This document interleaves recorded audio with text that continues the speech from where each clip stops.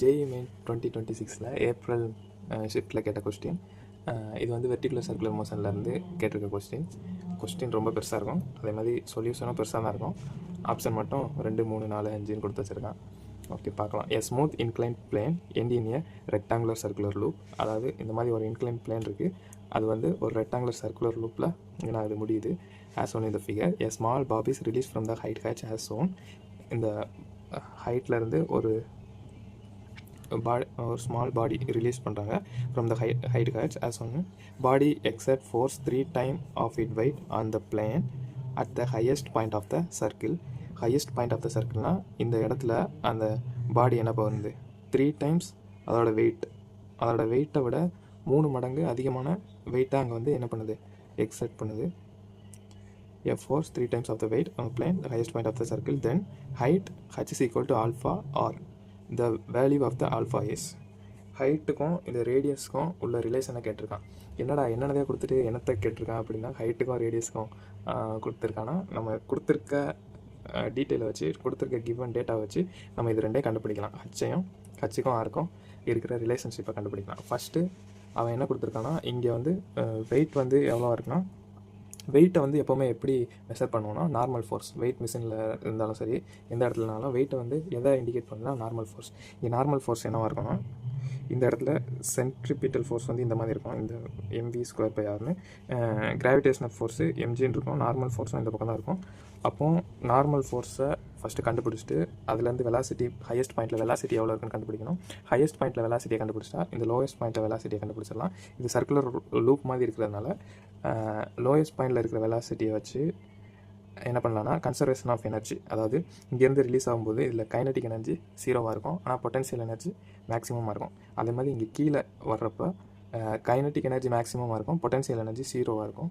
அதை ரெண்டும் ஈக்குவேட் பண்ணி நம்ம என்ன கண்டுபிடிக்கலாம், ஹச்சுக்கும் இருக்கும் உள்ள ரிலேஷனை கண்டுபிடிக்கலாம். ஃபஸ்ட்டு ஸ்டெப் 1ல் என்ன பண்ண போகிறோம்னா, இந்த மேக்ஸிமம் ஹையஸ்ட் பாயிண்ட்டில் வெலாசிட்டியை கண்டுபிடிப்போம். அதுக்கப்புறம் ஸ்டெப் 2ல் லோயஸ்ட் பாயிண்ட்டில் வெலாசிட்டியை கண்டுபிடிப்போம். அதுக்கப்புறம் ஸ்டெப் 3ல் இது ரெண்டுக்கும் இடையில ரிலேஷன்ஷிப்பை கண்டுபிடிச்சா ஆன்சர் வந்துடும். ஓகேவா? ஃபஸ்ட் வந்து இங்கே கண்டுபிடிக்கலாம். Normal force is equal to mv²/r minus mgன்னு வரும். ஏன்னா mv²/r அவே ஃப்ரம் த சென்டராக இருக்குது, mg வந்து டுவர்ட்ஸ் த சென்டராக இருக்குது. அதனால் என்ன பண்ணுறோம், மைனஸ் பண்ணுறோம். ஓகே, இப்போ நார்மல் ஃபோர்ஸ் என்ன தான் கொடுத்துருக்கான், நார்மல் ஃபோர்ஸ்னால் அந்த வெயிட்டை கொடுத்துருக்கானா, 3 times த வெயிட் அப்படின்னு கொடுத்துருக்கானா. இது வந்து mgங்கிறது அதோட weight. 3 times வெயிட்னா 3 mg which is equal to mv²/r minus mg. mg இந்த பக்கம் கொண்டு வந்தால் 4 mg equal to mv²/r. mm cancel, r இந்த பக்கம் கொண்டு வந்தால் 4rg is equal to v².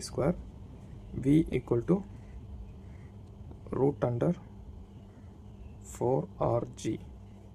இது வந்து இந்த வெர்டிக்கல் சர்க்கிளில் இதை ஒரு சர்க்கிளாக கன்சிடர் பண்ணால் இங்கே இருக்கிற வெலாசிட்டி எவ்வளோ, √100rg. இப்போ இது ஒரு ஸ்டெப்பில் இந்த ஹையஸ்ட் பாயிண்டில் கண்டுபிடிச்சோம். ஸ்டெப் 2ல் என்ன பண்ண போகிறோம்,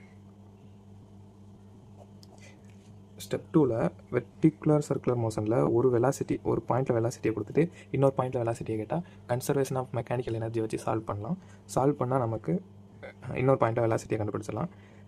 அப்படி பண்ணும்போது நம்ம v² = u² ± 2as இந்த ஃபார்முலா வச்சு சால்வ் பண்ணால் நமக்கு ஆன்சர் கரெக்டாக வரும். இப்போது நமக்கு கிடச்சிருக்க வெலாசிட்டி டாப் மோஸ்ட் பாயிண்டில் இருக்குது, நம்ம கண்டுபிடிக்கிற வெலாசிட்டி வந்து பாட்டம் மோஸ்ட் பாயிண்ட். அப்போ வந்து வெலாசிட்டி மேலே இருக்கிறதோட கீழே வர அதிகமாகும். அதாவது மேலே போக அது வந்து கைனட்டிக் எனர்ஜி வந்து பொட்டன்ஷியல் எனர்ஜியாக ஸ்டோர் ஆகிறதுனால மேலே போக வெலாசிட்டி கம்மியாகும். அதே மாதிரி மேலேருந்து கீழே வர பொட்டன்ஷியல் எனர்ஜி கைனட்டிக் எனர்ஜியாக மாறுறதுனால வெலாசிட்டி வந்து அதிகமாகும். அப்போ இது ப்ளஸ் ஆர் மைனஸ்னால் நம்ம கீழே இருக்கிற வெலாசிட்டியை வச்சு மேலே இருக்கிற வெலாசிட்டியை கண்டுபிடிக்கணும்னா மைனஸ் பண்ணணும். அதே மாதிரி மேலே இருக்கிற வெலாசிட்டியை வச்சுட்டு கீழே இருக்கிற வெலாசிட்டியை கண்டுபிடிக்கணும்னா ப்ளஸ் பண்ணணும். இல்லைனா வேறு மாதிரி அண்டர்ஸ்டாண்ட் பண்ணிக்கணும்னா, கீழேருந்து மேலே போகும்போது பார்ட்டிகிள் வந்து மேலே போகும், ஆனால் கிராவிடேஷனல் ஆப்போசிட் சைடாக இருக்கிறதுனால அது மைனஸ் எடுத்துக்கலாம். மேலேருந்து கீழே வரும்போது கிராவிடேஷனல் ஃபோர்ஸ் வந்து சப்போர்ட் பண்ணுறதுனால அந்த ஆக்சிலரேஷனை பாசிட்டிவ் எடுத்துக்கலாம். அந்த மாதிரி நீங்கள் அண்டர்ஸ்டாண்ட் பண்ணிக்கலாம். நம்ம கிடச்சிருக்க வெலாசிட்டி வந்து டாப் மோஸ்ட் பாயிண்டில் √4rgன்னு கிடச்சிருக்கு. கீழே கண்டுபிடிக்கணும். அப்போ இதில் சப்ஸ்டிட் பண்ணால் இது ஸ்கொயர் பண்ணால் 4rgன்னு வரும். அதுக்கப்புறம் ப்ளஸ் பண்ணிவிட்டு 2 ஆக்சலரேஷன் வந்து ஜி எடுத்துக்கலாம். எஸ் வந்து இங்கேருந்து இவ்வளோ தூரம் வந்து ஆறு, அதே மாதிரி இங்கேருந்து இங்கே ஆறு, அப்போ இது வந்து 2r, டிஸ்பிளேஸ்மெண்ட் வந்து 2r. அப்போ v square equal to 4rg plus 4rg. v square equal to 8rg. இது ரெண்டு ஆருமே சேம் தான், ஒன்று ஸ்மாலாக போட்டுக்கோங்க, ஒன்று இதாக போட்டுக்கோங்க, கன்ஃபியூஸ் பண்ணிக்க வேணாம். ஓகேவா? 8rg. v is equal to root under 8rg. ஓகேவா?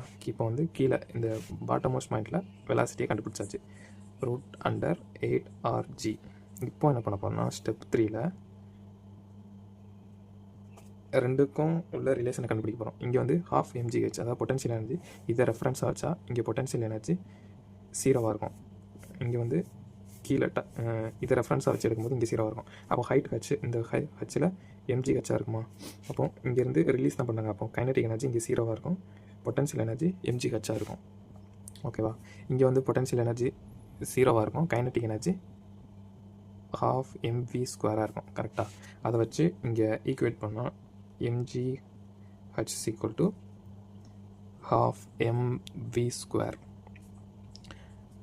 m கேன்சல் ஆயிரும். இப்போ வியை சப்ஸ்டியூட் பண்ணலாம். வெலாசிட்டி நம்ம ஏற்கனவே கண்டுபிடிச்சிருக்கோம், ரூட் அண்டர் 8rgன்னு. அப்போ gh